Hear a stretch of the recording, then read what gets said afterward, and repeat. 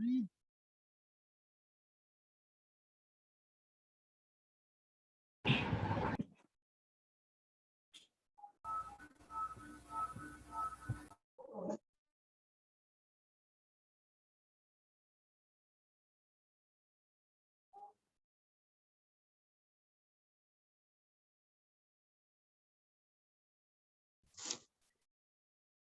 बच्चों अस्सलाम वालेकुम।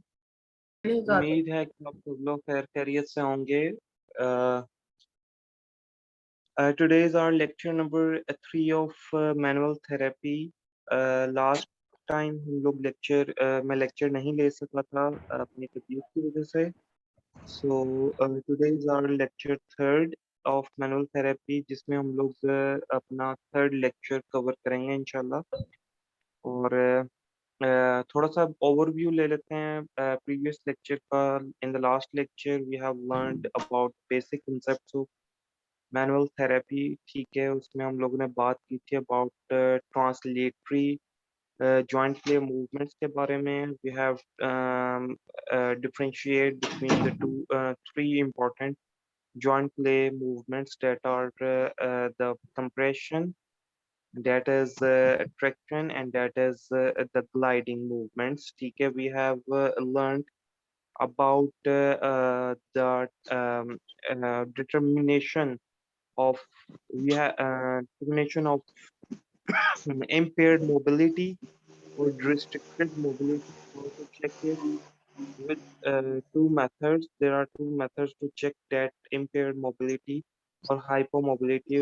There is a direct method as well as there is an indirect method. ठीक है, याद आ रहा है सबको? ओवरव्यू आ रहा है कि हम लोग ने ये सब कुछ पढ़ा था previous lecture Yes, sir. में? Okay, so let's start with this third lecture. I'm going to share the screen with you people. Okay,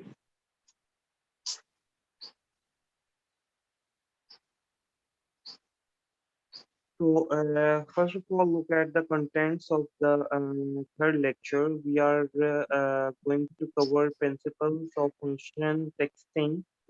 We are going to assess the quantity of the movement, measuring of rotatory movement with the device, manual grading of rotatory movements, assessing quality of movement with the first stop, and at the end we are going to cover the end field, the quality of movement after the first stop. Okay, so let's start with the tests of function. Okay, now as the name indicate, as the heading is indicating, test of function means to say the functions normally or physiologically performed by an individual. When we are going to test those functions, then this is known as test of function. ठीक है, हम जो भी हमारा physiological function है, ठीक है, जब हम उसको चेक करेंगे, जब हम उसको टेस्ट करेंगे, तो हमें पता चलेगा कि पेशेंट को क्या इश्यूज हैं। ठीक है, हम फंक्शंस को टेस्ट किए बगैर नहीं देख सकते। ठीक है, सही है कि ये क्या कर रहा है और क्या नहीं कर रहा, और इसमें क्या खराबी है और कहाँ पर खराबी है। ठीक है, so we are here to perform the functions repeatedly so that we may diagnose the actual condition.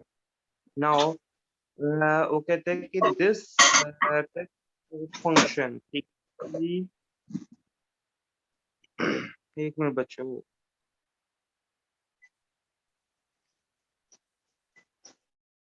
Now, वो कहते हैं this test of function actually enables the physical therapist or the doctor to see, to hear, and to feel the patient complaint. ठीक है, now we are able to see a patient deformity. सही है, हम किसी भी patient हमारे पास कोई आता है तो हम उसके डिफॉर्मिटी में डिफरेंशिएट कर सकते हैं कि डिफॉर्मिटी कहाँ पर मौजूद है। ठीक है, और सेकेंडली हम ये फील कर सकते हैं कि आइदर देयर आर क्रेपिटेशंस। ठीक है, उसका कोई जॉइंट मूव करता है तो कैसी आवाज आती है। ठीक है, सही है। So and the last one is to feel the patient complaints. हमें पता है कि हम जो नॉर्मल फिजियोलॉजी पढ़कर आते हैं, हमें पता चलता है ना कि अगर एक पेशेंट इस डिफॉर्मिटी के साथ आएगा या इस इम्पेयरमेंट के साथ आएगा तो उसकी क्या कंडीशन होगी, वो कितनी पेन में प्रेजेंट होगा या उसमें कितनी पेन होगी, ठीक है। So it will enable us to hear, to see and to feel the patient's complaint. Now, actually, the test of function, symptoms, and the signs. These are the two important characteristics that actually emerges from the test of function, and it will help you to differentiate between the type of structures involved in an impairment. Now, what I am going to say is, I am going to explain this term और this statement as कि जब भी आपके पास एक patient आता है, आप उसको ऑब्जर्व भी करते हो, आप उसको एनालाइज भी करते हो, ठीक है, लाइक मूवमेंट्स भी करवाते हैं, ठीक है, और फील भी करते हैं उसकी कंडीशन को, और अल्टीमेटली जब पेशेंट आप सुनते हैं उसकी साइन एंड सिम्टम्स को, कंप्लेंट्स को सुनते हैं, और जब पेशेंट आपको ये सारी कंप्लेंट्स बताता है तो एक्चुअली आप अपने ही ज़हन में उस चीज़ को डिफरेंशिएट कर रहे होते हो कि ये ऐसी कौन-सी कंडीशन है या ऐसा कौन-सा स्ट्रक्चर है जो कि ये प्रॉब्लम कॉज़ कर रहा है, ठीक है? क्योंकि एक्चुअली हमारे पास हिस्ट्री जो बताई जाती है, ठीक है? उस हिस्ट्री में बहुत सारे क्वेश्चन्स के आंसर्स होते हैं। उस हिस्ट्री में हमारे पास हमें पता चल जाता है कि ये कौन-सा स्ट्रक्चर है जो कि इम्पेयरमेंट कॉज़ कर रहा है। For example let's say we can say that एक पेशेंट आपके पास आता है, ठीक है? और वो ये कंप्लेंट करता है कि जब मैं पैदल चलता हूँ, ठीक है, ज़्यादा देर के लिए, सही है? तो आफ्टर दैट ज़्यादा देर के लिए जब मैं पैदल चलता हूँ तो मुझे क्या होना शुरू हो जाती है, मेरे में टाँगों में नमनेस आना शुरू हो जाती है, पेन आना शुरू हो जाती है, ठीक है? तो हम लोग क्या इससे अख़ज़ करेंगे? ऑब्वियसली हम लोग ये इससे क्या इससे समझेंगे कि ये ऐसी क्या चीज़ है, ठीक है? और जो कि वो कहे कि मैं जब बैठता हूँ तो वो रिलीव हो जाती है, लेकिन जब मैं चलता हूँ, ठीक है, तो एक्चुअली वो पेन कॉज़ करना शुरू कर देती है। या वो नमनेस क्रिएट करना शुरू कर देती है। तो ऐसी कौन-सी चीज़ है, ठीक है, जो कि चलने के साथ एग्रोवेट होती है या पेन कॉज़ करती है और जो बैठने के साथ या सिटिंग के साथ रिलीव हो जाती है? जी बच्चों, ऐसी किसी कंडी ऑस्टियोआर्थराइटिस। नो, स्पाइन की कंडीशन है, ऐसी क्या कंडीशन है? कौन-सी कंडीशन है? Lumbar pain. जी, नहीं, एल्काइलोजिंग स्पॉन्डाइलोसिस। नहीं, Spondyl. That Radiculopathy. The radiculopathy भी नहीं कहते। spondylolisthesis. नो बेटा। ठीक है, अब सिंपली इसको देखो कि अगर हम वैसे डिफरेंशिएट करें फ्रॉम अ डिस्क बल्ज, ठीक है, एंड स्टीनोसिस, ठीक है। Now there are two conditions, and disc bulge and stenosis, ठीक है, that is called central stenosis, ठीक है, और क्वाड्रा इक्वाइना सिंड्रोम, ठीक है, कि जो चलने से आपकी क्या हो जाए, एग्रवेट होना शुरू हो जाए और बैठने से आपकी लेसन होना शुरू हो जाए। It means that is a cauda equina syndrome, जबकि जो डिस्क बल्ज की पेन होती है वो चलने से बेहतर हो जाती है, ठीक है, और बैठने से वो एग्रवेट होने के चांसेस होते हैं उसके, ठीक है।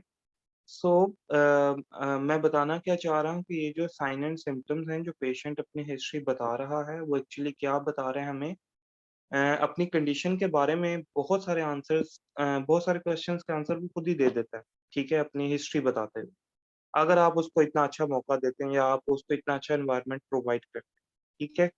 और जितना अच्छा आप एनवायरनमेंट प्रोवाइड करेंगे वो उतना अच्छा इजीली आपके साथ बात करेगा, ठीक है, और आप ओपन एंडेड क्वेश्चंस के साथ जब स्टार्ट करते हो तो आपको उसको टाइम भी देना चाहिए कि वो अपनी जो भी कंडीशन है उसको जैसे भी वो बताना चाहता है आप उसकी उस बात को सुने, ठीक है। आप ये नहीं उसको अंदर टोक सकते कि नहीं आप इस ऐसे नहीं, आप ऐसे करें या आप मुझे स्पेसिफिकली इन चीज़ों का बताएँ, नहीं। अगर वो आपको बताना चाह रहा है, ठीक है, तो आप उससे उसकी सारी बातों को सुनें, ठीक है? Now, uh, these signs and symptoms which actually actually allow us to have the diagnosis, ठीक है? आप diagnosis before an assessment, before the assessment, actual assessment, मतलब एक असेसमेंट से पहले जो हम लोगों ने सॉरी बच्चों, एक असेसमेंट जो हम लोगों ने एक्टिव या पैसिव मूवमेंट से पहले हम लोगों ने एक डायग्नोसिस जो बनाना है, that is I called it as a diagnosis before the assessment. ठीक है, मतलब आपके पास कम से कम उसकी हिस्ट्री सुनने के बाद 3 से 4 बातें ऐसी होंगी जिनको आप डिफरेंशिएट करना चाहोगे कि हाँ, अब मैं इन 4 से 5 कंडीशंस में डिफरेंशिएट करूंगा कि whether this is the correct one, whether this is the this diagnosis is the correct one, whether this diagnosis is the correct one. ठीक हो गया? जी बच्चों, यहाँ तक बातें समझ आ गई? Yes, sir. Yes, sir. So now let's start with what are the test of function. Now the first step the first step in test of function is active and passive rotatory movements. ठीक है, जब सबसे पहले एक patient आपके पास आता है तो आप उसमें हिस्ट्री सुनने के बाद, ठीक है, आप उसमें सबसे पहले क्या स्टार्ट करवाते हो फिजिकल असेसमेंट में? The first thing is the active movement, ठीक है, और the passive movement depending on your ability और depending on your own choices. ठीक है, आप सबसे पहले या पैसिव मूवमेंट करवा के देख लेते हो या आप एक्टिव मूवमेंट करवा के देख लेते हो। ज्यादा अच्छी बात क्या है कि आप एक्टिव मूवमेंट्स पहले परफॉर्म करें। ठीक है,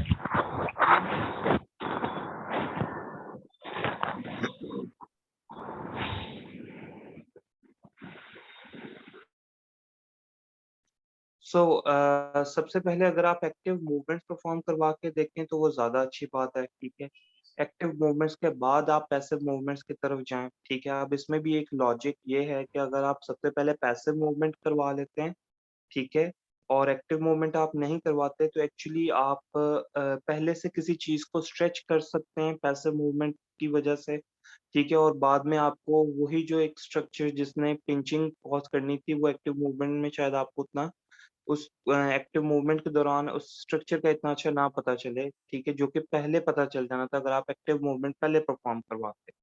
ठीक है, सो दैट इज द डिफरेंस कि अगर आप एक्टिव मूवमेंट पहले परफॉर्म करवाओ तो उसका ज्यादा बेनिफिशियल इफेक्ट है एज कम्पेयर टू अगर आप पैसिव मूवमेंट पहले परफॉर्म करवाते।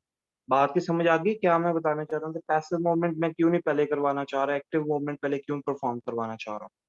इस बात की समझ आ गई है बच्चों? Yes, sir. ठीक है, क्योंकि obviously at the end passive movement is going to stretch some tissues. ठीक है, और अगर वो उन स्ट्रक्चर्स को स्ट्रेच कर देती है, ठीक है, तो अल्टीमेटली आप उस प्रॉपर डायग्नोसिस तक नहीं पहुंच सकते। सबसे पहली बात क्या है कि आपने active and passive rotatory movements perform करवानी है। रोटेटरी मूवमेंट्स का मतलब होता है कि फिजियोलॉजिकल मूवमेंट्स आपने परफॉर्म करवानी। If you are assessing the glenohumeral joint, obviously जितनी भी फिजियोलॉजिकल मूवमेंट्स हैं 6 की 6 आपने वो एक्टिवली भी और पैसिवली दोनों तरीके से आप लोगों ने चेक करनी है। ठीक है, अच्छा, एक्टिव और पैसिव मूवमेंट्स परफॉर्म करवाने के बाद एक्चुअली आपको पता क्या चलेगा या आपने किन चीजों को आइडेंटिफाई करना है? You are going to identify the location, ठीक है, of the location from where the symptoms are originating. ठीक है, वो क्या कौन सी लोकेशन है जहाँ से सिम्टम्स ओरिजिनेट हो रहे हैं, उन सिम्टम्स की टाइप क्या है, ठीक है, न्यूरोलॉजिकल हैं, वास्कुलर हैं, ठीक है, और मस्कुलर हैं, ठीक है, ऐसे कौन सा सिम्टम्स हैं, सिवियरिटी क्या है डिसफंक्शन की। ठीक है, आप ये जो एक्टिव एंड पैसिव मूवमेंट्स आप परफॉर्म करवा रहे हो आपको बाद अल्टीमेटली पता चलना चाहिए कि यार एक्टिव मूवमेंट राइट साइड की इतनी लिमिटेड है as compare to left side में नॉर्मल है लेकिन राइट साइड में जो है that is limited one। ठीक है, so you have a knowledge के what are the severity of the dysfunction। ठीक है, at the end of performing active and passive rotatory movements। Now as you all know that physiological movements are of two types, whether they are standard or whether they are combined। ठीक है, हम आप सबने therapeutics में therapeutic exercise and techniques 1 में पढ़ा होगा what are the combined movements and what are the standard uniaxial movements। Standard uniaxial movements are those movements that are going to perform in around a single axis in a single plane। ठीक है, now what are the combined movements? Combined movements are further classified into coupled and non-coupled movements। आप सबको पता होगा इस बात का।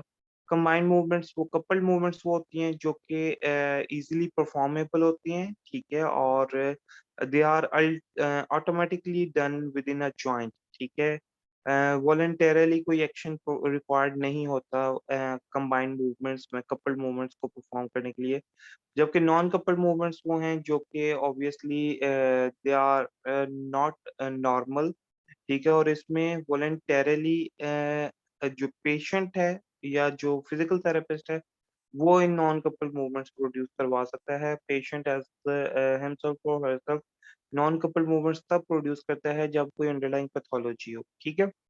Now इसकी एग्जांपल क्या है कंबाइंड मूवमेंट की? फॉर एग्जांपल जब टिबिया एक्सटेंड हो रही है तो ऑब्वियसली एक्सटेंड फॉरवर्ड ग्लाइडिंग के साथ साथ टिबिया की at the last 15 degree of tibial extension or knee extension there will be external rotation of the tibia, ठीक है, this is the combined movement.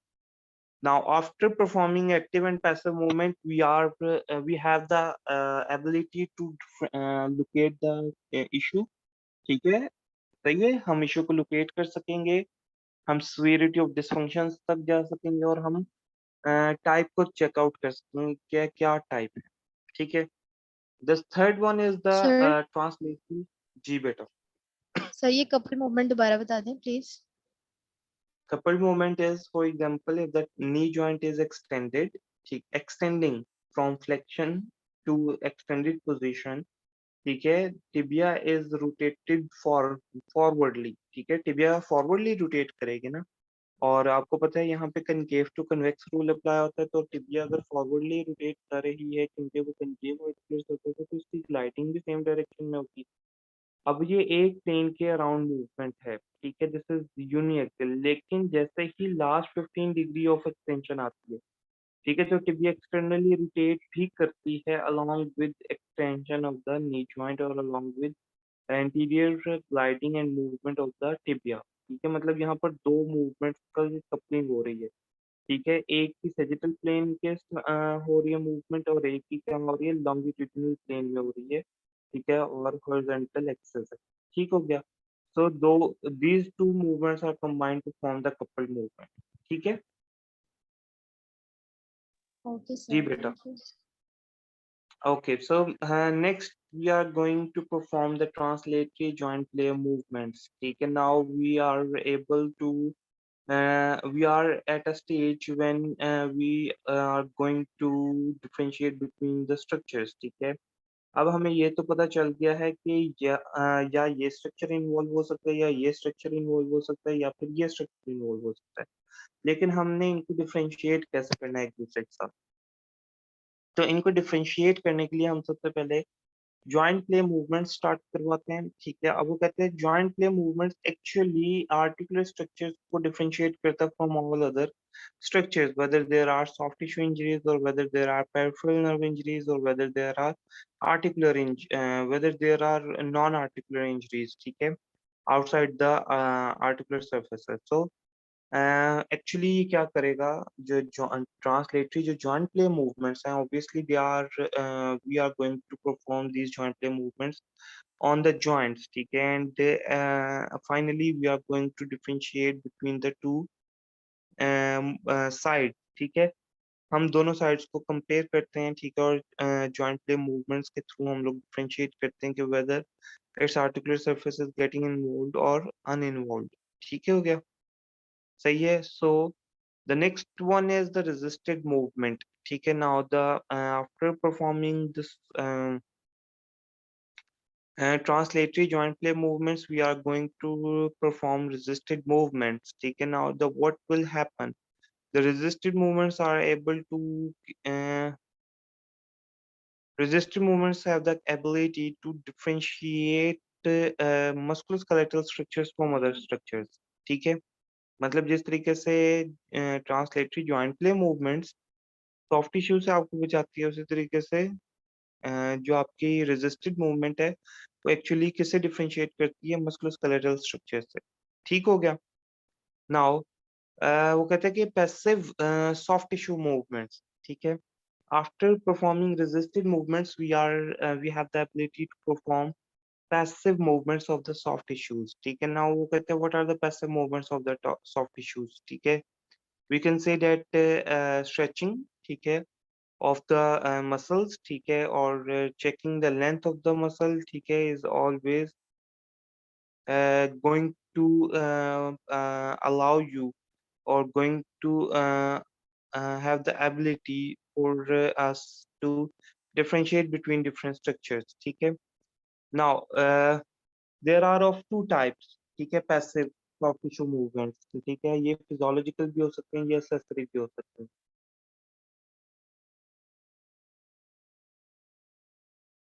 Now passive, what are the The resisted movement physiological बता दें.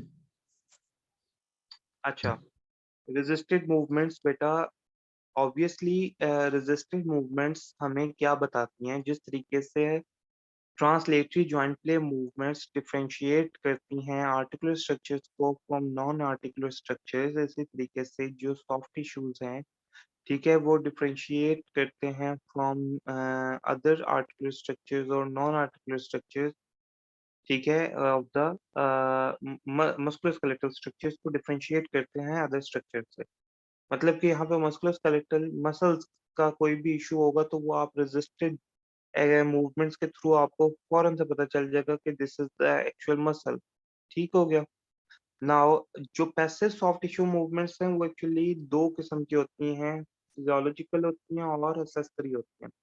और ये जो passive soft tissue movements हैं ये actually differentiate करती हैं सॉफ्ट टिश्यू स्ट्रक्चर्स को फ्रॉम ऑल अदर स्ट्रक्चर. ठीक है, सिंपली. नाउ वो कहते हैं कि ये जो पैसिव सॉफ्ट टिश्यू मूवमेंट्स हैं, if they are of two types,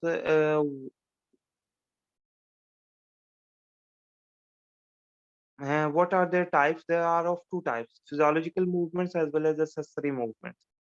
Now physiological movements कौन सी हैं बेटा? physiological movements वही हैं सेम टू सेम जो कि आप जब भी कोई एक्टिविटी परफॉर्म करते हो, ठीक है, तो आपके फिजियोलॉजिकल मूवमेंट जो है उसको हम कहेंगे कि that is the physiological movement. ठीक है, अब इसके साथ जितने भी सॉफ्ट टिश्यूज अटैच हैं इस मूवमेंट के साथ, वो तमाम सॉफ्ट टिश्यूज जब इलोंगेट हो रहे हैं और रिलैक्स हो रहे हैं, ठीक है, तो आप उसकी इलोंगेशन और रिलैक्सेशन को चेक करने के लिए क्या कर रहे हो? मूवमेंट चेक कर रहे हो. ठीक हो गया. और अल्टीमेटली आपके पास एक्सेसरी मूवमेंट्स हैं. एक्सेसरी मूवमेंट्स में आपके पास चेक करना होता है कि आप एक पर्टिकुलर मसल को, फॉर एग्जांपल अपर ट्रेपीजियस है, ठीक है, आप अपर ट्रेपीजियस को लोकली, ठीक है, पैल्पेट करते हो, ठीक है, आपको वहां पे ट्रिगर पॉइंट्स मिलते हैं, ठीक है, और इसके अलावा आप पिकअप कर सकते हो एक मसल को, ठीक है, आप उसके टेंडन को पुश कर सकते हो, ठीक है, तो all these are the accessory soft tissue movements. ठीक हो गया. And in the last but not the least we are going to perform the additional test, ठीक है, जिनके हम लोगों ने अक्सर नाम पढ़े हुए हैं, ठीक है, ये टेस्ट परफॉर्म करवाए जाएंगे at the end. So this is all about principle test of functioning. ठीक है जी बच्चों, समझ आ गई बात की? Yes, sir. बाकी बच्चे सो रहे हैं? हस्बी आदत. नो सर, जागे हैं. कितने बच्चे जाग रहे हैं? मैं सर 60 सर बच्चों की जा क्लास है.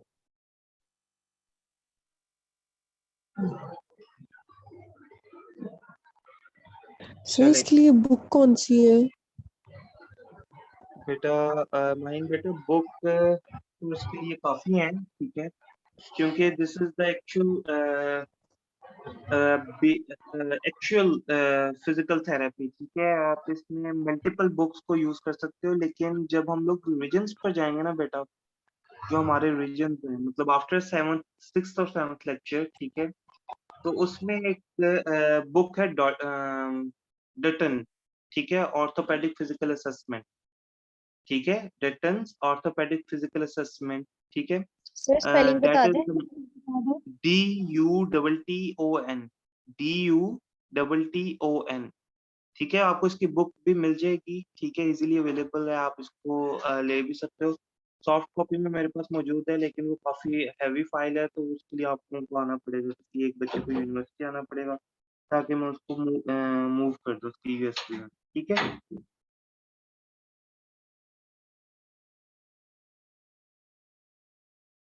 ठीक हो गया बच्चों?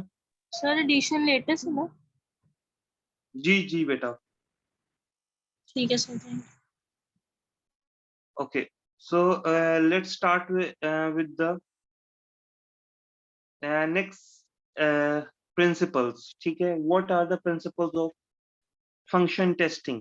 ठीक है, ये जो पहले हमने बात की है फंक्शन टेस्टिंग की, ये these are the components of physical assessment actually. मैं फिजिकल असेसमेंट के कंपोनेंट्स पूछूं, मैं फंक्शन टेस्टिंग के कंपोनेंट्स पूछूं, बेटा एक ही बात है. Now let's just start with what are the complaining of what are the principles of function testing. So first of all, whenever you are asking the patient about his or her symptoms, ठीक है, remain specific. ठीक है, आपने बहुत ज्यादा specific रहने की कोशिश करनी है रिगार्डिंग हिज और हर सिम्टम्स. ठीक है, रेलेवेंट क्वेश्चंस आपने पूछने हैं, इररेलेवेंट क्वेश्चंस आपने नहीं पूछने. ठीक है, उसके बाद वो कहते हैं कि आपने पेशेंट को कहना है कि उसकी मुझे जो है ट्रैक्टर को डिस्क्राइब करके बताए. ठीक है, और डिस्ट्रीब्यूशन को बताए. ठीक है, अगर वो पेशेंट आपको सिर्फ ये कहता है कि जी सिर्फ ये पिन पॉइंट है जहाँ पर पेन हो रही है. ठीक है, और बाकी किसी एरिया पर वाइड पेन नहीं हो रही. ठीक है, तो उसके लिए भी आपने क्या करना है कि स्पेसिफिकली आस्क करना है patient say about tractor and the distribution of their symptoms. ठीक है, अच्छा, और सबसे इम्पोर्टेंट जो चीज़ है वो आपने ये मूवमेंट को चेक करना है या मूवमेंट को परफॉर्म करवाना है जिसमें आपको फील होता है कि ये जो मूवमेंट है that is going to be caused movement and that is going to cause the restriction of the normal physiological movement. ठीक हो गया? Now we are going to assess the quantity of the movement. ठीक है, वो कहते हैं कि quantity of movement को आपने कैसे चेक करना है. इसका सिंपल सा तरीका ये है कि आपने रेंज ऑफ मोशंस को मेजर कर लेना. ठीक है, जब भी आपने क्वांटिटी ऑफ मूवमेंट को चेक करना हो क्वांटिटी को, तो आप क्या यूज करते हो, गोनियोमीटर यूज कर लेते हो या आप रेंज ऑफ मोशन को चूज कर लेते हो. ठीक है, so these are actually the symptoms how we are going to assess that uh, how we are going to assess that patient. ठीक हो गया? उसके बाद वो कहते हैं कि जी आप ये जितनी भी आपने फिजियोलॉजिकल मूवमेंट्स परफॉर्म करवाई हैं. ठीक है, आपने फिजियोलॉजिकल मूवमेंट्स परफॉर्म लेट से आपने करवाई हिप और नी की और एंकल की. ठीक है, उसके बाद वो कहते हैं कि अगर यही जो आप परफॉर्म करवा रहे हो मूवमेंट, ठीक है, आप अल्टीमेटली इसमें कंबाइंड मूवमेंट्स भी ऐड करना शुरू कर दो. ठीक है, तो आपको ज़्यादा बेहतर पता चलना शुरू हो जाएगा कि क्वांटिटी कितनी बेहतर है. ठीक है, क्योंकि अक्सर जो बेटा इश्यूज होते हैं मस्कुलोस्केलेटल इश्यूज, उसमें होता क्या है कि आप जब स्टैंडर्ड मूवमेंट्स परफॉर्म करवा रहे होते हो तो पेशेंट को कोई पेन या कोई रिस्ट्रिक्शन फील नहीं होती, लेकिन जैसे ही आप स्टैंडर्ड मूवमेंट्स की तरफ जाते हो तो वहां पर पेशेंट को फील होना शुरू हो जाता है. ठीक है, कि समथिंग इज रॉन्ग. ठीक है, या पेशेंट इंडिविजुअल फिजिकल थेरेपिस्ट को पता चलना शुरू हो जाता है दैट समथिंग इज रॉन्ग. ठीक है, ना वो कहते हैं कि एक्टिव मूवमेंट जब पेशेंट परफॉर्म करो तो आपने पैसिवली उसकी रेंज को कंप्लीट करने की कोशिश करवा सकते हैं. ठीक हो गया, इसमें कोई गलत बात नहीं है. ठीक है ना, वो कहते हैं कि जब आप क्वांटिटी ऑफ मूवमेंट को असेस कर लेंगे, ठीक है, तो आपके पास 3 मूवमेंट्स आएंगे. ठीक है, the first one is hyper mobility. ठीक है, the second one is hypo mobility. ठीक है, अब वो कहता है कि जो हाइपो मोबिलिटी है that is going to be decreased at one side while the hypermobility is going to be increased on the other side. ठीक है, so how is it possible? ठीक है, वो कहते हैं कि आपने जब भी जब क्वांटिटी ऑफ मूवमेंट को चेक करना है तो आपके पास ये रिजल्ट्स आएंगे, हाइपर मोबिलिटी और हाइपो मोबिलिटी. ठीक है, हाइपर मोबिलिटी जो है वो एक्चुअली क्या कर रही होती है, आपकी मूवमेंट को बता रही होती है कि मूवमेंट पहले से ज्यादा है. जबकि वो कहते हैं हाइपो मोबिलिटी क्या है कि एक्चुअली आपको मूवमेंट से बहुत कम है. ठीक हो गया, उसके बाद यहाँ पे एक बोल्ड लेटर्स के साथ लिखा है joint can be hypomobile in one direction and hypermobile in one another direction. ठीक है बच्चों, समझ आ रही है स्टेटमेंट की? Yes sir. Yes sir. तो अच्छा ये नहीं आई समझ कि अच्छा बेटा, मैं अब यही बताने लगा हूँ। Now imagine a clean shoulder complex, ठीक है। इसमें आपके पास ग्लेनोह्यूमरल जॉइंट है और स्कैपुलोथोरैसिक जॉइंट है, ठीक है। ये दोनों मिलकर एक्चुअली स्कैपुलोह्यूमरल रिदम बना रहे हैं, ऐसे ही है ना? ग्लेनोह्यूमरल जॉइंट और जी सर। स्कैपुलोथोरैसिक जॉइंट मिलकर जी सर। एक्चुअली ग्लेनोह्यूमरल रिदम बना रहे हैं। तो ग्लेनोह्यूमरल रिदम ऑब्वियसली डिस्टर्ब हो जाता है एडहेसिव कैप्सुलाइटिस की। अगर हम बात करें तो एडहेसिव कैप्सुलाइटिस में ग्लेनोह्यूमरल रिदम डिस्टर्ब हो जाएगा और पेशेंट की एलिवेशन जो है वो रिस्ट्रिक्ट हो जाएगी, ठीक है। लेकिन वो कहता है कि पेशेंट जैसे ही बेहतर महसूस करेगा या पेन से ज्यादा पेन जो है वो उसकी कम हो जाएगी, ठीक है, तो फिर क्या होगा कि पेशेंट जो है वो अपनी ग्लिनोह्यूमरल जॉइंट की मूवमेंट से ज्यादा स्कैपुलोथोरैसिक की मूवमेंट के ऊपर असरअंदाज होगा या स्कैपुलोथोरैसिक मूवमेंट को परफॉर्म करवाने की कोशिश करेगा। अब ऐसा कैसे है? ग्लिनोह्यूमरल जॉइंट हाइपोमोबाइल हो गया, तो ग्लिनोह्यूमरल जॉइंट हाइपोमोबाइल होगा तो वो अपना सारा फोकस उसका किसके ऊपर होगा? स्कैपुलोथोरैसिक जॉइंट के ऊपर, ताकि मैक्सिमम जो है वो स्कैपुला एलिवेटेड हो। और जब स्कैपुला मैक्सिमम एलिवेटेड होगी, ठीक है, तो अल्टीमेटली क्या होगा कि पेशेंट जो है वो परफॉर्म नहीं कर सकेगा, ठीक है ना? ठीक है। अब जितनी भी सर। मूवमेंट है वो स्कैपुलोथोरैसिक आर्टिकुलेशन पर आ रही है, जबकि ग्लेनोह्यूमरल जॉइंट जो है वो हाइपोमोबिलिटी की तरफ जा रहा है, ठीक है। सही है। This is actually the adaptation, ठीक है, कि मतलब एक जॉइंट के ऊपर एक आर्टिकुलेशन के ऊपर अगर मूवमेंट रिड्यूस हो गई है तो अल्टीमेटली बॉडी क्या करेगी? जो एसोसिएटेड जॉइंट्स होते हैं उनके ऊपर आर्टिकुलेशन जो मूवमेंट होती है उसको ज्यादा कर देते हैं, ठीक है।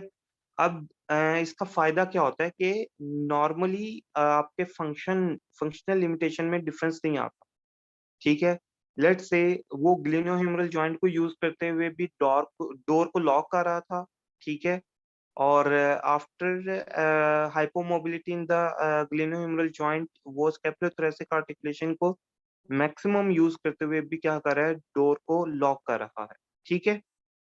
समझ आ गई बात की? Yes sir. Yes sir. आगे। Yes, sir. Thank you. Sir ये हमेशा डिफॉर्मिटी में ही होगा या नॉर्मल भी हो सकता है? जैसे ग्लिनोह्यूमरल जॉइंट में जैसे फ्लेक्शन बहुत ज्यादा डिग्री में भी होती है और जो एक्सटेंशन है वो लिमिटेड हुई है, ऐसा और भी हो लेकिन सकता है, जॉइंट ठीक की है। मैंने स्टेबिलिटी सिर्फ आप गिरती है। लोगों को हाँ, मैंने सिर्फ आप लोगों को इसलिए दो आर्टिकुलेशंस में बताया ताकि आप लोगों को इजीली समझ आ जाए। एक्चुअली ऐसे भी सकता है कि एंटीरियर कैप्सूल जो है वो ज्यादा टाइट हो और पोस्टीरियर कैप्सूल ज्यादा लैक्स हो, ठीक है। तो पोस्टीरियर कैप्सूल जो है वो मूवमेंट को लिमिट नहीं करेगा, ठीक है। जब पोस्टीरियर कैप्सूल मूवमेंट को लिमिट नहीं करेगा और एंटीरियर कैप्सूल मूवमेंट को लिमिट करेगा, तो ऑब्वियसली जो एंटीरियर कैप्सूल जिन मूवमेंट्स को प्रिवेंट करा होता है उनमें मूव रेंज ऑफ मोशन कम होगी, जबकि पोस्टीरियर कैप्सूल जिन मूवमेंट्स को प्रिवेंट करा होता है उनमें रेंज ऑफ मूवमेंट क्या होगी? ज्यादा होगी, ठीक है। सर अभी आपने जो एक सिनेरियो बताया है, ये डोर नॉब रोटेट करने वाला, तो सर अगर इसको ट्वीट ना करें तो फिर क्या होगा? नहीं, अगर आप इसको ट्रीट नहीं करोगे तो अल्टीमेटली होगा ये कि आपका जॉइंट जो है वो एडहीजन्स में चला जाएगा ना। आपका जो वो पर्टिकुलर जो प्राइमरी जॉइंट है वो एडहीजन्स में चला जाएगा, plus it is not as much energy efficient as glenohumeral joint is itself, ठीक है। मतलब स्कैपुलोथोरैसिक आर्टिकुलेशन को आप कितना यूज कर सकते हो, ठीक है, थ्रू आउट द डे, ठीक है। आपकी तो एक्टिविटी लिमिटेशन आना शुरू हो जाएगी, ठीक है, चाहे आप घर में काम करते हो या नहीं भी करते, ठीक है। सही है। तो वो तो एक परमानेंट डिफॉर्मिटी बन जाएगी ना, परमानेंट एडहेजन्स बन जाएंगी, तो इस वजह से आप इसमें प्रॉपर मैनेजमेंट की तरफ जाते हैं, ठीक है।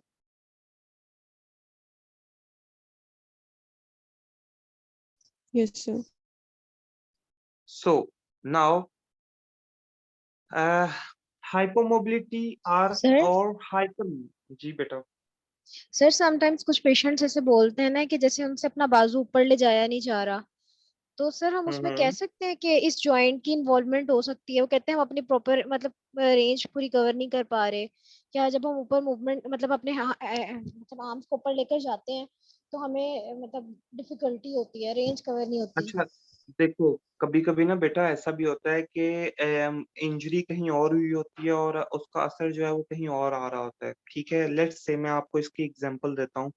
अगर किसी को बहुत ज्यादा सीवियर किस्म की नेक में पेन स्टार्ट हो जाए, ठीक है, सही है, आपने शायद अक्सर कभी फील किया हो या आपके साथ कोई ऐसा एपिसोड हुआ हो कि नेक की सराउंडिंग के जितने भी मसल्स हैं वो क्रैम्प में चले जाएं, ठीक है, सही है, या या आप ऐसा भी कह सकते हो कि अगर आपने कोई टेटनस का इंजेक्शन, लेट्स से, ठीक है, टेटनस का इंजेक्शन अगर कभी किसी को लगा हो, ठीक है, तो टेटनस का इंजेक्शन लगता है लेट्स से डेल्टॉइड मसल में, ठीक है। अब एक्चुअली तो डेल्टॉइड को तो कुछ नहीं हुआ ना, ठीक है, ना ग्लेनोहेमरल जॉइंट में कोई इशू है, लेकिन वहां पर आपकी जो रेंज ऑफ मोशन है वो रिड्यूस हो जाएगी, या वो पेशेंट में वो कैपेबिलिटी नहीं रहेगी कि वो उतनी एफिशिएंटली उस मूवमेंट को परफॉर्म कर सके, नंबर ऑफ रेपिटेशन परफॉर्म कर सके, ठीक है, सही है। तो जहां कहीं पर भी इशू आता है, नेक पेन में अगर इशू आ रहा है तो नेक पेन की वजह से भी ग्लेनोहेमरल जॉइंट मूवमेंट लॉस हो सकती है,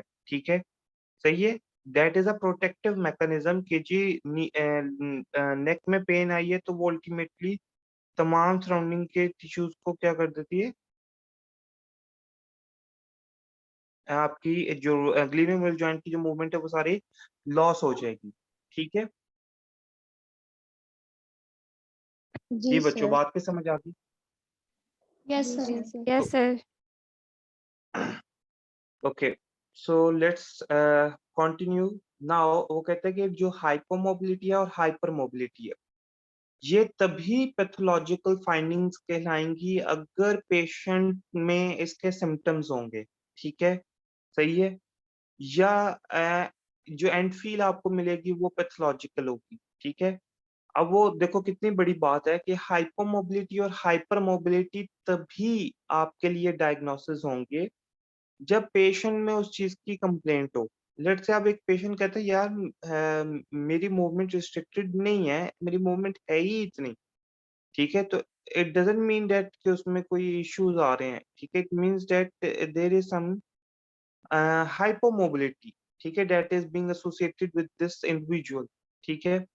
और आप लोगों ने अपनी क्लासेस में भी देखा होगा, ठीक है, छोटे होते के एक ऐसा बच्चा होता होगा जो कि अपने या कोई भी एक बच्चे या बच्ची ऐसी होगी जो कि अपने थंब को मैक्सिमली रोटेट कर लेती होगी पीछे की तरफ, ठीक है। तो these are all associated with finding, ठीक है। Now after assessing the quantity of the movement, ठीक है, जब हमने क्वांटिटी ऑफ मूवमेंट को असेस कर लिया तो हमारे पास टोटल 6 ग्रेड्स आ जाते हैं, ठीक है, सही है। अब वो कहते हैं कि जो जीरो हाइपोमोबिलिटी का ग्रेड आएगा या हाइपर मोबिलिटी, ठीक है, हमें क्वांटिटी चेक करने के बाद पता एक्चुअली यही चलेगा कि जी आपकी जो क्वांटिटेटिव मूवमेंट है वो रिड्यूस हुई है या सॉरी आपकी हाइपोमोबिलिटी डेवलप हुई है या हाइपर मोबिलिटी डेवलप हुई है, ठीक है, रेंज ऑफ मूवमेंट को परफॉर्म करने से, ठीक है। अब वो कहता है कि लेट्स से हाइपोमोबिलिटी की अगर हम ग्रेड्स की बात करें तो जो जीरो है वो इंडिकेट करता है कंप्लीट लॉस ऑफ मूवमेंट, ठीक है, there will be complete ankylosis, ठीक है, there will be complete fusion of the joint, ठीक है। उसके बाद वो कहता है कि जो हाइपोमोबिलिटी का फर्स्ट ग्रेड है that is indicative of considerably decreased amount, मतलब अमाउंट जो है वो कंसिडरेबली डिक्रीज्ड हुई, ठीक है। और लास्ट में क्या आ जाता है, that is considerable slightly decreased movement, but the patient is able to perform maximum part of the movement, ठीक है। फिर उसके पास आपके पास आ जाता है नॉर्मल, जो थर्ड ग्रेड है that is going to be normal between in between the hypomobility grades and the hypermobility grades, ठीक है। उसके बाद अगर हम बात करें हाइपर मोबिलिटी की, तो हाइपर मोबिलिटी में जो ग्रेड 4 है, ठीक है, that will indicate hypermobility or that will indicate that there is a slightly increased movement, ठीक है। ग्रेड 4 will indicate मतलब एक इंडिविजुअल की जो शोल्डर एलिवेशन है that is 160 डिग्री, ठीक है, और एक पेशेंट एक इंडिविजुअल की एलिवेशन है 180 डिग्री, तो इट मींस दैट, तो ये इसका मतलब ये नहीं है कि 160 वाले को पेन है या 160 वाले में इशू है, इसको हम ये कह सकते हैं कि 160 वाले में जी आपकी जो 160 वाले की मूवमेंट है वो थोड़ी सी रिस्ट्रिक्टेड है, स्लाइटली डिमिनिश्ड है, ठीक है। अगर हम फिफ्थ की बात करें, कंसिडरेबली इंक्रीज मूवमेंट में, ठीक है, तो ऑब्वियसली जिसमें काफी ज्यादा मूवमेंट इंक्रीज हुई हो उसको हम लोग हाई फिफ्थ ग्रेड की तरफ लेकर जाएंगे, ठीक है। और फिफ्थ ग्रेड यूजुअली उनके लिए इस्तेमाल किया जाता है जिनमें कोई सबलक्सेशन के चांसेस हो, ठीक है, या जिनकी सबलक्सेशन हुई हो, ठीक है। और अल्टीमेटली जो कंप्लीट इंस्टेबिलिटी है, ठीक है, वो ग्रेड 6 की है, ठीक है। उसमें क्या होता है कि कंप्लीटली जॉइंट जो है वो डिसलोकेट हो जाता है। नाउ क्वांटिटी ऑफ मूवमेंट को चेक करने के बाद हम क्वालिटी ऑफ मूवमेंट को चेक करते हैं। क्वालिटी ऑफ मूवमेंट को चेक करने के लिए हमारे हमारे हमारे लिए क्या जरूरी है कि हम रेंज ऑफ मूवमेंट को कंप्लीट मूवमेंट से पास करें, ठीक है। या कोई भी मूवमेंट अगर हम करवाने लगे हैं तो उसको इजीली पास करें, ठीक हो गया, या उसको इजीली असेस करें, ठीक है। मतलब कि आपके पास एक पेशेंट आया है, आप उसकी रेंज ऑफ मोशन, आपने एक्टिव मूवमेंट चेक कर ली, आपने पैसिव मूवमेंट चेक कर ली, resisted movement, joint play movements, और आपने सॉफ्ट टिश्यू मूवमेंट्स को चेक कर लिया, ठीक है। अब वो कहते हैं कि जो क्वालिटी ऑफ मूवमेंट है वो आपने कहाँ पर चेक करनी है, ठीक है। क्या वो आपने रेजिस्टेड मूवमेंट में चेक करनी है? नो। क्या वो आपने जॉइंट प्ले मूवमेंट्स में चेक करनी है? चेक कर सकते हैं, ठीक है। वो जॉइंट प्ले की क्वालिटी होगी, ठीक है। अगर आप उसमें चेक करना चाह रहे हैं तो वो जॉइंट प्ले की है। और उसके अलावा वो कहते हैं कि अगर आप quality of movement, physiological movement आप चेक करना चाह रहे हैं तो वो आप पैसिव मूवमेंट में चेक कर सकते हैं, ठीक हो गया। सही है, आपने कंप्लीट रेंज ऑफ मूवमेंट को यूज करते हुए, ठीक है, फर्स्ट सिग्निफिकेंट स्टॉप तक लेकर जाना होता है मूवमेंट को, ठीक है। और उस कंप्लीट रेंज ऑफ मूवमेंट में आप चेक करते हो कि जो क्वालिटी है वो क्या है। मतलब कि क्वालिटी में आपका सबसे पहला जो होता है वो होता है कि रिदम कितना अच्छा है, ठीक है, रेंज ऑफ मूवमेंट का, ठीक है। Whether it is going through a smooth arc of movement, whether there is some interruption in it, ठीक है। मतलब स्मूथली आप मूवमेंट परफॉर्म करवा पा रहे हो या नहीं मूवमेंट परफॉर्म करवा पा रहे हो, ठीक है।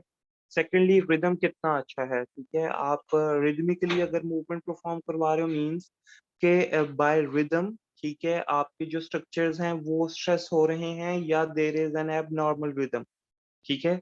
फॉर एग्जांपल जब हम कोई भी मूवमेंट परफॉर्म करवाते हैं तो हमारे different structures one by one क्या होना शुरू होते हैं, स्ट्रेस्ड होना शुरू होते हैं, और अल्टीमेटली आपकी मूवमेंट जो है वो लिमिट खत्म हो जाती है, ठीक है, रेंज ऑफ मोशन खत्म हो जाती है। लेकिन वो कहता है कि अगर आपको रिदम का ही नहीं पता होगा, नॉर्मल रिदम का, ठीक है, तो अल्टीमेटली आप कैसे जाओगे, ठीक है, या आप किस तरीके से क्वालिटी ऑफ मूवमेंट को चेक करोगे, ठीक है। तो वो कहता है कि at the end you have to repeat the movements, ठीक है, the passive movements at various speeds, ठीक है, various speed intervals, ठीक है। this will actually help you to differentiate between the neurological structures, ठीक है। अगर कोई भी neurological structure involve होगा तो जो physiological movement है वो बहुत जल्दी जो neurological movement है वो बहुत जल्दी क्या हो जाती है आपकी डिफरेंशिएट हो जाती है with the help of different speeds, ठीक है। जब आप नॉर्मल स्पीड पे फास्ट और स्लो स्पीड के ऊपर कोई भी रेंज ऑफ मूवमेंट परफॉर्म करवाते हो तो एक्चुअली आप इजीली हमें डिफरेंशिएट हो जाता है, ठीक है, क्योंकि जो न्यूरोलॉजिकल सिस्टम होता है वो बहुत जल्दी या वो बहुत तेजी से अडेप्टिव नहीं हो सकता स्पीड के, ठीक है, जिसकी वजह से फौरन से न्यूरोलॉजिकल मूवमेंट जो है या जो न्यूरोलॉजिकल सिस्टम है वो अपना इशू सामने ले आता है, ठीक है ना। वो कहते हैं कि जो क्वालिटी ऑफ मूवमेंट है to the first stop, significant stop तक, ठीक है, वो must be free, it must be smooth and it must be independent of the speed, ठीक है, in which with which they are carried out, ठीक है। Smooth होनी चाहिए, फ्रीली होनी चाहिए, और उसमें स्पीड का कोई ताल्लुक नहीं होना चाहिए, ठीक है। आफ्टर द फर्स्ट स्टॉप हम क्या चेक करते हैं, सेंस एंड फील, ठीक है, एंड फील को असेस करते हैं, ठीक हो गया। उसके बाद वो कहते हैं कि एंड फील क्या है। End feel is actually that sensations which is going to be experienced by a physical therapist hand at the end of range of movement, ठीक है। रेंज ऑफ मूवमेंट के एंड के ऊपर जो फिजियोलॉजिकल मूवमेंट है, जो भी फिजियोलॉजिकल मूवमेंट है, ठीक है, हम उस फर्स्ट स्टॉप के बाद उसको उसकी एंड फील को चेक करते हैं, और वो एंड फील वो होती है कि जो कि सेंसेशंस हमें हमारे हाथों पर फील हो रही हैं। ठीक है, सेंसेशन किस चीज की, कि इस स्ट्रक्चर को अब फर्दर आगे क्यों नहीं लेके जाया जा सकता, और ऐसे कौन से स्ट्रक्चर्स हैं जो मुझे अपोज करें। ठीक है, इस इन स्ट्रक्चर की ऑपोजिशन को चेक करते हुए, ठीक है, इनको एनालाइज करते हुए हमें पता चल जाता है कि अच्छा जी, हम इन स्ट्रक्चर्स को क्या करें, अ, इन स्ट्रक्चर्स को हम लोग स्ट्रेच करें। ठीक हो गया। Now there are two types of end feel. ठीक है, the first one is the rotatory end feel, physiological end feel होती है, और जॉइंट प्ले एंड फील भी हो सकती है, मतलब जिसमें जॉइंट प्ले इन्वॉल्व। ठीक है, मतलब आप जॉइंट प्लेस की भी एंड फील को चेक कर सकते हो, आप फिजियोलॉजिकल मूवमेंट की एंड फील्स को भी चेक कर सकते हो। ठीक है, now there are normal end feels as well as pathological end feel. ठीक है, अगर हम नॉर्मल एंड फील की बात करें तो they are of three types. ठीक है, the first one is the soft end feel. Now soft end feel क्या है कि whenever the soft tissues are going to be approximated, ठीक है, either you have a characteristic of soft tissue approximation, or either you have a characteristic of stretch sensation. ठीक है, now I am going to show you an example. आप सब लोग elbow joint को flex करें maximum. जब आप elbow joint को फ्लेक्स करते हैं मैक्सिमम, तो एक्चुअली कौन सी मूवमेंट या कौन सा ऐसा स्ट्रक्चर है जो कि आपकी फर्दर मूवमेंट को रिस्ट्रिक्ट कर रहा है। ठीक है, is it your shirt, is it your skin, is it your ligament, is it your bone, ठीक है, is it your joint itself. ठीक है, ऐसा कौन सा स्ट्रक्चर है जो कि आपकी मूवमेंट को रिस्ट्रिक्ट कर रहा है, फर्दर आगे नहीं जाने दे रहा, बताएं बच्चों। जॉइंट सर बोन्स की मसल्स बेली, सर सॉफ्ट टिश्यूज हैं, मसल्स। बोन में सर, बोन मसल्स बेली। अच्छा देखो, मसल belly. बैली, सर जिस हमारी बच्चे ने बोन्स कहा की ना तो no no no no no बेटा, यहाँ मैंने ये जो एल्बो जॉइंट के फ्लेक्शन की बात की है ना, एल्बो जॉइंट के फ्लेक्शन की, सर इसमें बाइसेप्स की जो बैली है ना, मसल की जो बैली, ठीक है, that is going to restrict further movement. ठीक है, इसमें कोई और स्ट्रक्चर कुछ नहीं, कोई रोल प्ले नहीं कर रहा। यहाँ पे बैली नहीं होगी तो अल्लाह ताला इसको और फर्दर फ्लेक्शन की तरफ ले जाएगा। ठीक है, यस आप सर। इस बैली को साइड पर मूव कर दो तो ये फर्दर और मूवमेंट हो जाएगी, फर्दर फ्लेक्शन हो जाएगी। So that is what I am going to say, कि ऐसा कौन सा स्ट्रक्चर है जो मूवमेंट को रिस्ट्रिक्ट कर रहा है। नॉर्मली भी प्रेजेंट होते हैं, क्योंकि नॉर्मली हमारे पास एक लिमिटेशन है ना। ठीक है, हमने एक लिमिट तक मूवमेंट परफॉर्म करनी है, उससे ज्यादा लिमिटेशन, उससे ज्यादा तो नहीं ना मूवमेंट हम परफॉर्म करते अच्छे लगेंगे। ठीक है, समझ आ गई बात की। सो एक जी सर। लिमिटेशन है हमारी, ठीक है, और उन लिमिटेशंस पे हमने चेक करना होता है कि ऐसी कौन से स्ट्रक्चर्स हैं जो कि हमारी मूवमेंट को रिस्ट्रिक्ट कर रहे हैं या मूवमेंट को लिमिट करें। अब इसी तरीके से अगर हम सॉफ्ट टिश्यू स्ट्रेचिंग की बात करें, तो हमारे जो काफ का स्ट्रेच आता है जब हम एंकल डॉर्सिफ्लेक्स करते हैं, ठीक है, तो एक्चुअली हमारी एंकल डॉर्सिफ्लेक्शन हम खुद नहीं लिमिट कर रहे होते। एक्चुअली वो जो काफ की स्ट्रेच है वो हमें लिमिट करने पे मजबूर कर रही होती है, वो हमें प्रिवेंट कर रही होती है कि हम फर्दर एंकल डॉर्सिफ्लेक्स ना करें। ठीक है, जी सर। ठीक है, बात की समझ आ गई। अब किसी का चाहे स्ट्रेच भी करके देख लीजिएगा, काफ मसल किसी का स्ट्रेच भी करके देख लीजिएगा, आप जितना मर्जी स्ट्रेच कर लो, आपको कोई हार्ड किस्म की एंड फील नहीं फील होगी, आपको हमेशा फील होगी तो स्ट्रेच ही फील होगा काफ मसल का। ठीक है, so it means that this is the soft tissue and feel. ठीक है, sir whether it is of approximation और whether it is of stretch. जी बच्चे। सर जिसमें अगर आपके सॉफ्ट टिश्यूज मसल्स में कॉन्ट्रैक्चर्स डेवलप हो जाते हैं तो उस केस में तो आपकी फील्ड कंप्लीट नहीं होती ना, तो हम वो ये डायग्नोस कर लेंगे कि पैथोलॉजी है कोई। वो पैथोलॉजिकल हो जाएगी ना। अच्छा देखो, सॉफ्ट टिश्यू एंड फील अगर मुझे एल्बो एक्सटेंशन में मिले, सॉफ्ट टिश्यू एंड फील अगर मुझे एल्बो एक्सटेंशन में मिले, तो क्या ये नॉर्मल होगी? सारे बच्चे एल्बो एक्सटेंड करके देखें, थोड़ा सा जर्क देना है एंड के ऊपर कि मैं फर्दर आगे की तरफ लेके जा सकूं। ठीक है, जब आप इस नहीं नॉर्मल तो है, लेकिन एक्चुअली इसको लिमिट क्या कर रही है, इसको Olecranon. जरा sir bones Bony process approximation Polygonal unit. शाबाश process शाबाश, or the actually that joint is the itself. bone, actually that is the bone itself, not the joint, not the ligament. The most appropriate answer is the bone itself. ये bone है जो कि struck कर रही है और मुझे further extension नहीं करने दे रही। ठीक है बेटा, ठीक है। अब मुझे एल्बो एक्सटेंशन में, एक मिनट बच्चे, अब मुझे एल्बो एक्सटेंशन में एल्बो फ्लेक्शन वाली मिल जाए एंड फील, तो वो क्या हो जाएगी, एबनॉर्मल हो जाएगी। ठीक है, मतलब मुझे जहां पर बोनी एंड फील मिलनी थी वहां पे मुझे सॉफ्ट टिश्यू एंड फील मिल जाए, ठीक है, तो वो क्या हो जाएगी, एबनॉर्मल हो जाएगी।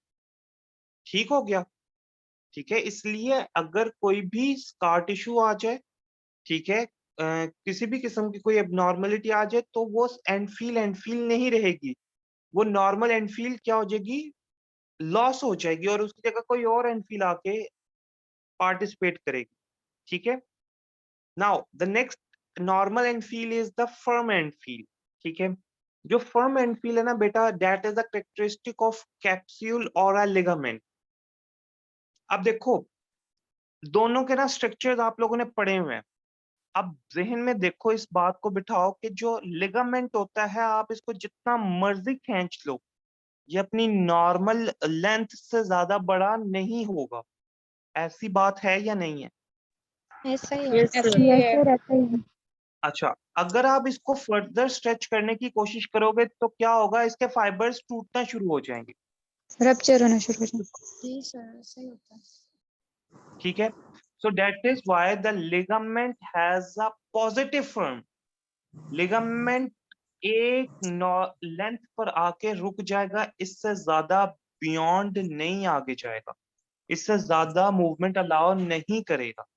तो जहां पर लिगामेंट फर्दर मूवमेंट अलाउ नहीं करता, वहां पर आपको पॉजिटिव फॉर्म मिलती है। ठीक है, just similar to that of bony end feel. Bony end feel में आपको फील होगी, जैसे एल्बो एक्सटेंशन है ना, इसमें आपको टक टक फील होगी बकायदा के दो बोन्स आपस में जाके टकरा रही हैं। लेकिन इसमें सिर्फ आपको ये टक टक फील नहीं होगी, बाकी होगी ये भी तकरीबन हार्ड किस्म की।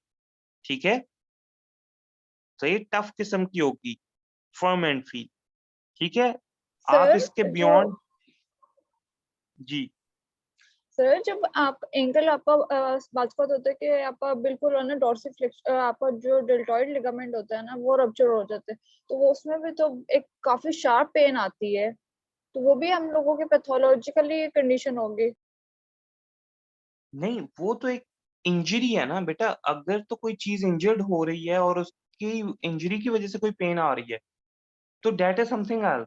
ठीक है ना, आप उसको एंड फील के साथ ना रिलेट करो। एंड फील ये है कि हमने चेक करना है कि एक्चुअली कौन से ऐसे मूवमेंट है जो कि मेरी इस रेंज को लिमिट कर रही है, रिस्ट्रिक्ट कर रही है। ठीक है, अच्छा मैं आपको एक एग्जांपल देता हूँ कि फर्म, जैसे मैंने लिगामेंट की बात की ना, कि लिगामेंट की पॉजिटिव फर्म है, लेकिन कैप्सूल की क्या होती है, नेगेटिव फर्म होती है। अब कैप्सूल की नेगेटिव फर्म कैसे हो गई?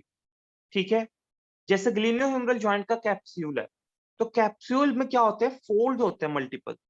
ठीक है, जब आप मूवमेंट परफॉर्म करते हो, अब जैसे आप सब शोल्डर फ्लेक्शन परफॉर्म करो, तो अगर आप इसको फर्दर आगे लेके जाना चाहोगे, ठीक है, फर्दर इसकी फ्लेक्शन करना चाहोगे, तो आप फर्दर फ्लेक्शन कर सकोगे। क्यों? क्योंकि there is a capsule here that is going to restrict that flexion movement. यहाँ पे लिगामेंट नहीं है, यहाँ पर एक्चुअली कौन रिस्ट्रिक्ट कर रहा है, कैप्सूल रिस्ट्रिक्ट कर रहा है। लेकिन कैप्सूल में क्योंकि मल्टीपल फोल्ड्स होते हैं, तो आप इसको फर्दर आगे स्ट्रेच कर सकते हो, फर्दर मूवमेंट इंक्रीज कर सकते हो। That is why it is known as negative form. Capsule की जो इनफील होती है वो कौन सी होती है बेटा? नेगेटिव फॉर्म होती है। फॉर्म। ठीक है, नेगेटिव फॉर्म का मतलब क्या है कि अगर आप फोर्स अप्लाई करोगे तो आपको थोड़ी सी और मूवमेंट मिल जाएगी। ठीक है, अगर आप और फोर्स अप्लाई करोगे तो आपको थोड़ी सी और मिल जाएगी। लेकिन लिगामेंट में ऐसा नहीं होता। लिगामेंट में क्या होता है, जैसे ही मूवमेंट कंप्लीट हुई, जैसे ही लिगामेंट की लेंथ कंप्लीट हुई, उसके बियॉन्ड कोई मूवमेंट पॉसिबल नहीं है। उसके बियॉन्ड अगर मूवमेंट पॉसिबल है तो वो उसकी इंजरी के बाद पॉसिबल है। ठीक है, मतलब सर फ्लेक्सिबिलिटी इंक्रीज करवा सकते हैं इन कैप्सूल एंड फील वाले जॉइंट्स में। अच्छा, हमने ना बेटा ये देखना है कि ये जो एंडफील्ड्स है ना, these are actually for assessment purpose. These are actually for assessment purpose. हमने ये मैनेजमेंट के लिए नहीं पढ़नी। ठीक है, इसलिए इन इन चीजों को क्लैरिफाई करें। ये जो एंड फील है इसको चेक करना बहुत जरूरी है। मैनुअल थेरेपी में मोस्ट इंपॉर्टेंट चीज है बेटा, बल्कि पूरी फिजिकल थेरेपी का दारोमदार आपके हैंड की सेंसेशन के ऊपर है कि आपके हाथों को क्या फील हो रहा है जब आप किसी की कोई मूवमेंट परफॉर्म करवा रहे हैं। ठीक है, सही है। ये जो क्वालिटी ऑफ मूवमेंट है ना बेटा, इसको चेक करना बहुत जरूरी है। बात की समझ आ रही है? सर सर आप ये परफॉर्म सॉरी करवा सकते हैं? समझ नहीं आई बेटा क्वेश्चन। सर आप ये हमें परफॉर्म करवा सकते हैं, ये क्वालिटी मूवमेंट और क्वांटिटी ऑफ ऑब्वियसली मूवमेंट है? ये हम परफॉर्म करेंगे इंशाल्लाह ताला। ठीक है, ये परफॉर्म करवा दूंगा, इसमें मसला नहीं है। ठीक है, परफॉर्म करवा देंगे, लेकिन थोड़ा सा पहले ये है कि कहीं से कोई इजाजत मिल जाए। ठीक है, और ये थोड़ा सा सेटल डाउन हो जाए इंशाल्लाह ताला, फिर आप लोगों को करवा दूंगा। मतलब 1 या 2 बच्चे भी चाहे मेरे पास आ जाएं, ठीक है, तो मैं उनके ऊपर परफॉर्म करवाऊं और बाकी जो है वो जूम के ऊपर ही इंटरेक्ट हो जाएं। ठीक है, एक्सक्यूज मी सर। जी बेटा। सर फर्स्ट सिग्निफिकेंट स्टॉप के बारे में बता दें कि वो कौन सी मतलब जगह पे हमें पता लगेगा कि फर्स्ट सिग्निफिकेंट स्टॉप है। अच्छा, आप मूवमेंट लेके जाओ। ठीक है, आप खुद शोल्डर को फ्लेक्स करो। ठीक है, आपको सबसे बिल्कुल एक रिदम के बाद रिदम से लेकर जाना है, एक स्पीड के साथ, जो आपको जहां पर आपको लगे कि यहाँ ये जो है ये यहाँ पर मूवमेंट आ गई है, जहां पर आपको कंप्लीट फ्लेक्शन लगेगी ना, ठीक है, वो आपका फर्स्ट सिग्निफिकेंट स्टॉप होगा। ठीक है, मैक्सिमम जहां तक लेके जा सकते हो ना एक्टिवली, इसको ले जाओ। ले गए हो बेटा? Yes sir. अब दूसरे बाजू के साथ, दूसरे हाथ के साथ क्या करो, फर्दर इसको फ्लेक्शन की तरफ लेकर जाओ। थोड़ी सी यस मूवमेंट सर। पॉसिबल है। ठीक है, यस सर। तो ये जो एक्टिवली आप लेकर गए हो, जहां तक आप लेकर गए हो, that is the first significant stop. ठीक है, और इसके बाद जो आपने पुश किया है, ठीक है, ये movement after the first significant stop है। ठीक है, सर एक्टिवली एक्टिवली लेके जाते हुए जो हम अगर एक रिदम के साथ लेकर जा रहे हैं एक स्पीड के साथ, तो एंड रेंज पे जाकर थोड़ी स्पीड भी डिक्रीज हो जाती है, तो वो लेकिन तब तक भी उसको जहां तक हम मैक्सिमम लेकर जाते हैं तब तक लेकर जाना है, तो एंड फर्स्ट हाँ जी, स्टॉप तब बनेगा। तक लेकर जाना है, तब तक लेकर जाओगे तो उसको हम कहते हैं फर्स्ट सिग्निफिकेंट स्टॉप, जहां पर आपको अपनी जो फोर्स है उससे ज्यादा फोर्स लगानी पड़े। ठीक है, मतलब पहले आप एक बाजू की शोल्डर को फ्लेक्स कर रहे हो ना, एक बाजू का जोर लगा रहे हो, लेकिन अब आप दूसरे के साथ क्या करो, री इन्फोर्स करो। ठीक है, जहां पर आपको फोर्स को डबल करना पड़ जाए या फोर्स को ऐड करना पड़ जाए। ठीक है, जिस पॉइंट के ऊपर, वहां समझो that is the first significant stop. बात समझ आइए बेटा? Yes sir. Yes sir. Sir. ठीक एक्सक्यूज है मी सर। जी बेटा। सर सॉरी आपको इंटरप्ट कर, नेक्स्ट क्लास है तो फिर मीटिंग मीट करते हैं यहाँ। बस बेटा ये आखिरी है, हार्ड। ठीक है, हार्ड एंड ठीक है सर। फील वो होती है जहां पर बोन या कार्टिलेज एक दूसरे के साथ मीट कर जाएं। ठीक है, और आपकी मूवमेंट एंड हो जाए। ठीक है, और ये इसकी एक एग्जांपल है, that is the elbow extension. ठीक है, that is the pure example of hard end feel. उसने नीचे लिखा हुआ है normal end feels are pain free. जितनी भी एंड फील्स नॉर्मल होती हैं वो हमेशा पेन फ्री होती हैं, वो पेनफुल नहीं होती। ठीक है, ओके बच्चों, थैंक यू सर। अल्लाह हाफिज।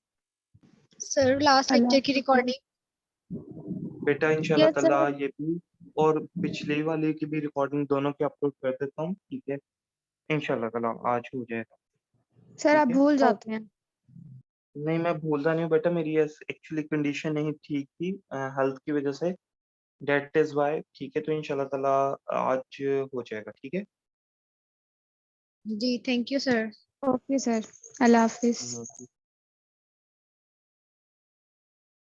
सर यूट्यूब पे कीजिएगा। जी जी यूट्यूब पर ही अपलोड होंगी, ठीक है सारी।